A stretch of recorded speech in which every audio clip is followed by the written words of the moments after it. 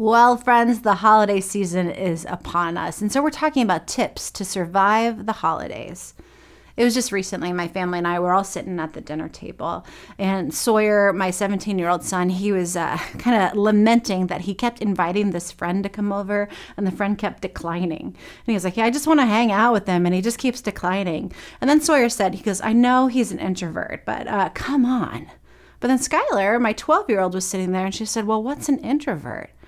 I said, okay, honey, it's all about energy. It's all about how we exchange and gain energy into the world. I said, extroverts like me and your brother Sawyer, we gain energy by being around other people. It fills us up and we just kind of want more of it. But an introvert is someone who gains energy by solitude.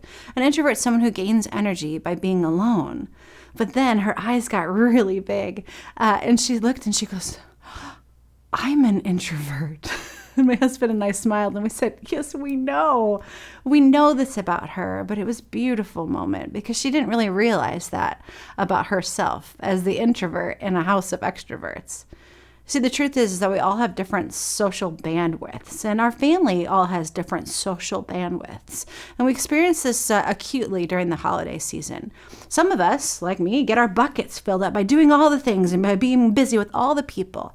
And others of us, like my Skylar, find that exhausting and need to take intentional time to go and to regroup.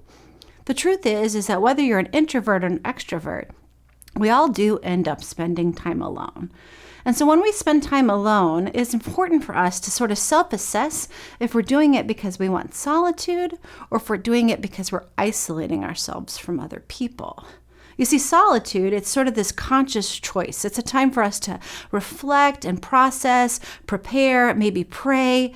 But isolation, it's usually about shutting other people out or avoiding others because there's something else going on.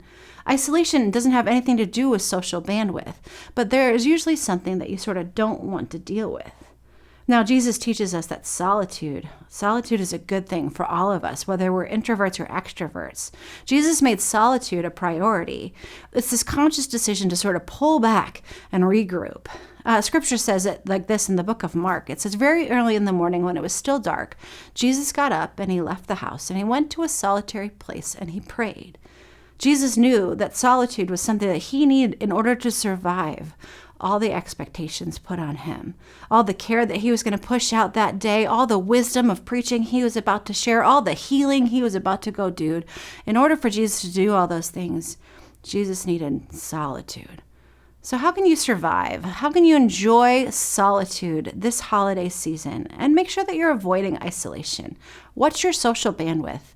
And how can you make sure that your bucket is full this entire holiday season?